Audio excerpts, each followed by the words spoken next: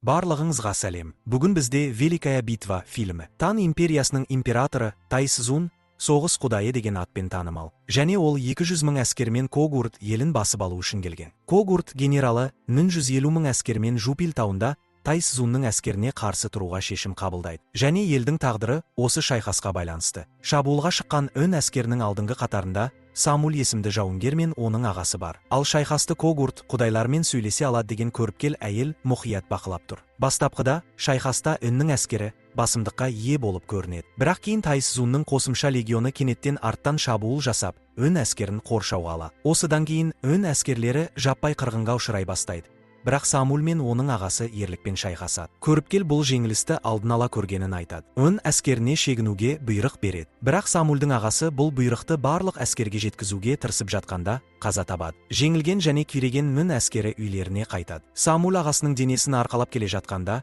он оған мәйітті тастауға бұйырады. Самул шындықпен бетпе-бет келгенде жылап жібереді. Ал бұл кезде Тайсзун көріпкелді тұтқынға түсіреді. Оның қолында қасиетті жәдігер саналатын ерекше садақ пен жебе бар. Бұл садақты ешкім тарта алмайды деген аңыз бар. Тайсзун оны тартып көрмек болады, бірақ сәтсіздікке ұшырайды. Ол генералдарынан Когурт астанасына барар жолдағы келесі нысанды сұрайды. Және олар оған бұл Анси қамалы екенін айтады. Генералдар оған Анси қолбасшысы Янның үннің бұйрықтарына бағынбайтынын және елдің көзімен сатқын саналып жүргенін хабарлайды. Сондықтан оны жаулап алу қиынға соқпайды, өйткені Ян астанадан ешқандай қолдау алмайды. Осы уақытта інен Самулге Ансиге кіріп, Янды өлтіруді бұйырады. Өйткені Ян мен оның әскері Жупил тауындағы шайқасқа қосылудан бас тартқан. Бұл бас тарту оларға бүкіл соғыстан айырылып қалуға себеп болған шығар. Самул бұл міндетке өте қолайлы, себебі ол бұрын Ансиден шыққан және қамалға оңай ене алады. Алайда Самул Янды өлтіру Анси халқын Тайсзун әскерінің алдында қорғансыз қалдырады деп айтады. Оған жауап ретінде, егер олар Янның соңынан еретін болса, бәрі сатқын. Олардың өле бергені дұрыс, дейді. Ол Ансиді тастап, Тайсзунға қарсы соңғы шайқасты астанада өткізетінін айтады. Самул Ансиге аттанады. Жолда ол Когурдның адасып қалған екі жауынгерін кездестіреді. Олар оған Янды өлтіру миссиясына қосылуға рұқсат сұрайды. Үшеуі сапар барысында балшыққа батып қалған есек арбасын шығарып жатқан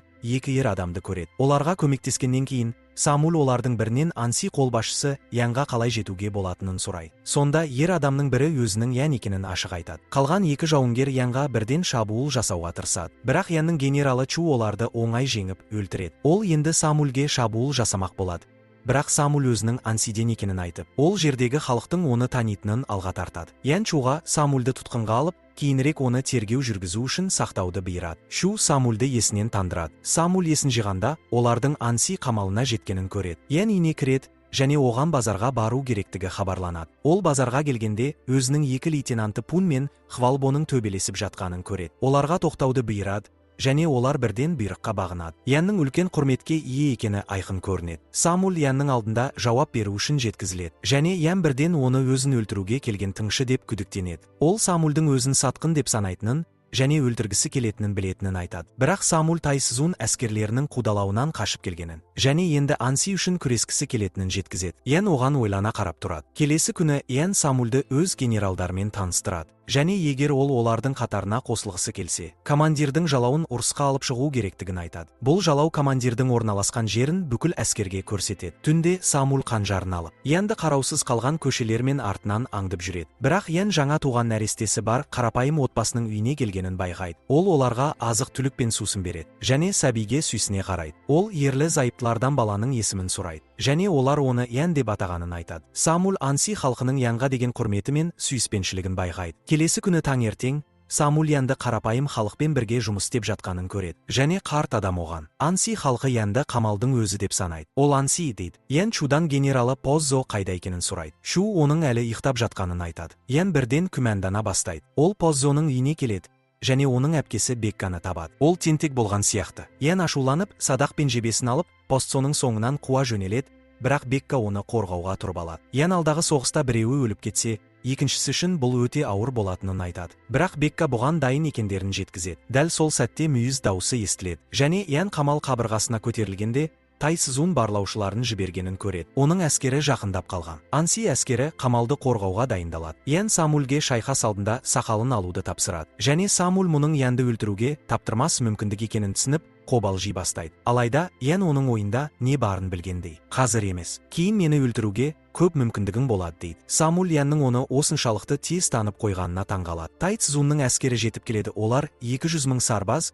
және көптеген қоршау қарулармен қаруланған. Ал Анси әскерінің саны небәрі 5 мың ғана. Ян Анси жауынгерлерінің қобалжып тұрғанын байқайды. Және оларға жігер беретін сөздер айтып, не үшін күресіп жатқанын еске салады. Тайцзун Янның қайсарлығына сүйсінеді. Шайқас басталады. Тайцзунның әскері Анси қамалына алып тастар лақтыра бастайды. Қабырғаларға үлкен зақым келгенімен, олардың құрылымы мықты болып шығады. Себебі қабырғалардың іші құмға толы. Тайцзун әскеріне қамал қабырғаларына өрмелеуге бұйрық береді. Және нағыз шайқас басталады. Тайцзунның армиясының алып шабуыл басқыштары қамалға енуге мүмкіндік береді. Бірақ Янның сарбаздары жан аямай шайқасады. Бекка мен Постцоның атты әскері Янның белгісін күтіп, толықтай оған сенімі артып тұр. Біршама шайқастан кейін Ян оларға жауды екі жақтан қоршауға алу туралы белгі береді. Осы уақытта Тайцзун әскерлері қамал қақпасын бұза бастайды. Олар ішке кіре алғанымен, тікелей Янның қақпандап қойған орнына түседі. Қамал қабырғаларында Янның сарбаздары тығыз қатар түзіп, Тайцзун әскерлерін төменге лақтырады. Ян үлкен арбалеттерді шығаруды бұйырады. Оларды шабуыл басқыштарын құлату үшін пайдаланады. Қабырғаға өрмелеудің басқа жолы қалмағандықтан, Тайцзун шегінуге бұйрық береді. Барлық қиындықтарға қарамастан, Анси Тайцзун әскерін тойтарып тастады. Самуль бұған қатты таңғалады. Кейін түнде Самуль түс көреді, ол Жупил тауындағы жеңілісті есіне алады. Және Янның оны сатқын деп атағанын көреді. Ол өз миссиясын есіне түсіреді. Ян Самульдің бөлмесіне кіргенде, Самуль оны қанжармен күтіп тұрған болып шығады. Самуль Яннан неге оған қарсы шыққанын сұрайды. Ян Гогурт патшасын өлтіргенін айтады. Алайда Самуль бұл қажеттілік болғанын. Себебі патша Тайцзунның тұтқындарын босатып жатқанын және оның ықпалына түсіп кеткенін жеткізеді. Ян бұл соғысты бастаған нәрсе патшаның өлімі екенін, ал мұндай соғыстың мүлде болмауы керек екенін айтады. Самуль бұл соғыс бәрібір басталып кетті. Ал Ян Жупил тауындағы шайқасқа көмек жібермей, мыңдаған Гогурт жауынгерінің өліміне себепкер болғанын алға тартады. Ян Тайцзун мен ашық далалық шайқаста соғысу өз-өзіңді өлтірумен тең екенін. Егер ол әскерін жібергенде, олардың бәрі қазір тірі болмайтынын айтады. Самуль оны қорқақ деп атап, генералыныңға қосылуды талап етеді. Ян өзінің жалғыз міндеті Ансиді қорғау екенін жеткізеді. Сол сәтте алыстан мүйіз дауысы естіледі, және Тайцзун әскерінің жойылғаны белгілі болады. Бұл жолы Тайцзун алып қоршау мұнараларын қолданады. Шу Янға келіп, жаңалықты жеткізеді. Бірақ сол сәтте ол Самульдің Янның тамағына қанжар тақап тұрғанын көреді. Шу оны өлтірмек болады. Бірақ Ян тоқтатып, алдымен Тайцзунмен айналысу керектігін айтады. Қоршау мұнаралары Тайцзунның әскеріне бірден қамалға басып кіруге мүмкіндік береді. Және Анси әскері қатты әлсірейді. Ян жағдайды бақылап, жаңа жоспар ойлап табады. Ол сарбаздарына май құйылған қаптарды лақтырып, оларды жанып тұрған жебелермен атуға бұйрық береді. Осылайша қоршау мұнараларын өртейді. Ол соңғы мұнараны да өртеген кезде, оны иығынан найза түйрейді. Қараса, Тайцзунның бір генералы жақындап, оны өлтірмекші болып келеді. Дәл соңғы сәтте Самуль генералының жүрегіне қанжар соғып, Янды құтқарып қалады. Ян есінен танып қалады. Ян 4 күннен кейін оянып, Самульге алғысын білдіреді. Тайцзун кішкентай ғана қамал мен шағын әскерінің оны осылайша қайта-қайта жеңіп жатқанына ашуланады. Ол жаңа жоспар ойлап табады. Көріпкел қасиетті садақ пен жебемен бірге Ансиға келеді. Және Янға Тайцзун оған соңғы рет берілуге мүмкіндік беріп отырғанын айтады. Егер бас тартса, Тайцзун қамал қабырғасынан да биік алып топырақ төбесін тұрғызбақ. Бұл жолы олар мұнараны құлата алмайды, және шабуылды тойтара алмайды. Шынында да, келесі күні үйінді тұрғызу жұмыстары басталады. Көріпкел Ансидің құлауын көргенін айтып, Яннан берілуін сұрайды. Бірақ Ян бас тартады. Айлар өтіп, үйінді күтілгеннен де жылдам салына бастайды. Самуль астанадан көмек сұрау керектігін айтады.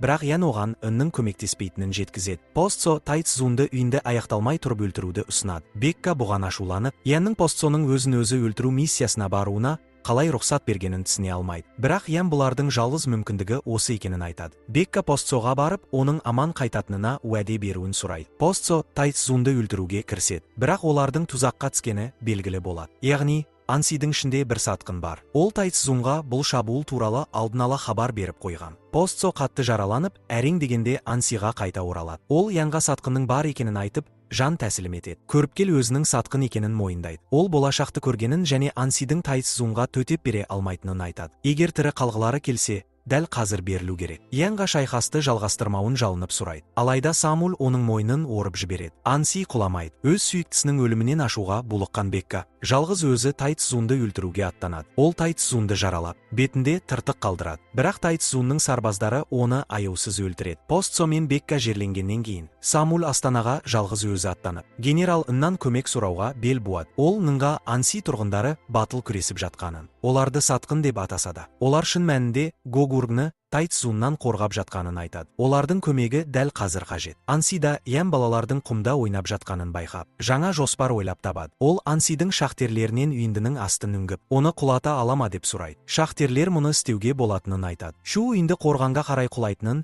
және екінші шабуылды болдырмау үшін оны құлаған бойда басып алу керектігін айтады. Кеншілер үңгір қазуға кіріседі. Келесі күні үйінді де, оның астындағы үңгір де толықтай дайын болады. Және шайқас күні келе. Кеншілер Янға бағандарды өртей алмайтындарын хабарлайды, өйткені алдыңғы түні жаңбыр жауып, олар тым дымқыл болып қалған. Үйіндіні құлату үшін олар бағандарды шабуға мәжбүр. Ян бұл жағдайда кеншілердің де үйінді астында қалып, құрбан болатынына алаңдайды.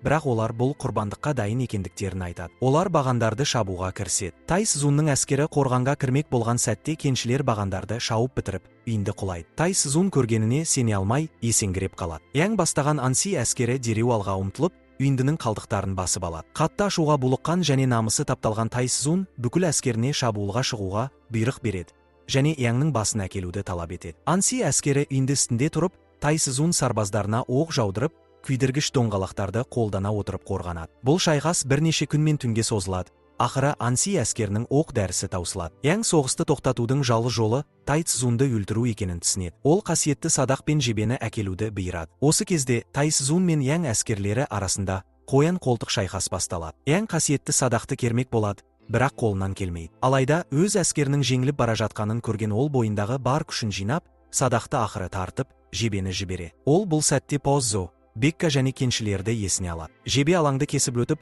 дәл Тайцзунның көзіне тиіп, оны атынан ұшырып түсіреді. Дәл осы кезде Самуэль Янның әскерімен бірге Ансиға көмекке келеді. Тайцзун жеңілгенін мойындап, шегінуге бұйрық береді. Соғыс аяқталады. 3 жылдан кейін Тайцзун өз жарақаттарының салдарынан қайтыс болғаны белгілі болады. Өлер алдында ол ешкімге ешқашан Когурдге басып кірмеуді өсиет етеді. Одан кейін Ян Анси қорғанын қайта қалпына келтіру жұмыстарын басқарады. Ал Самуэль астанаға қайтуға дайындалады. Самуэль Янға Анси мен елді қорғағаны үшін алғыс айтады. Ал Ян бұл шайқаста екеуінің бірге күрескенін айтады. Ол Самуэльге Ансиға кез келген уақытта орала алатынын айтып, қабырға үстінен оның алыстап бара жатқанын бақылайды. Және осымен фильм аяқталады.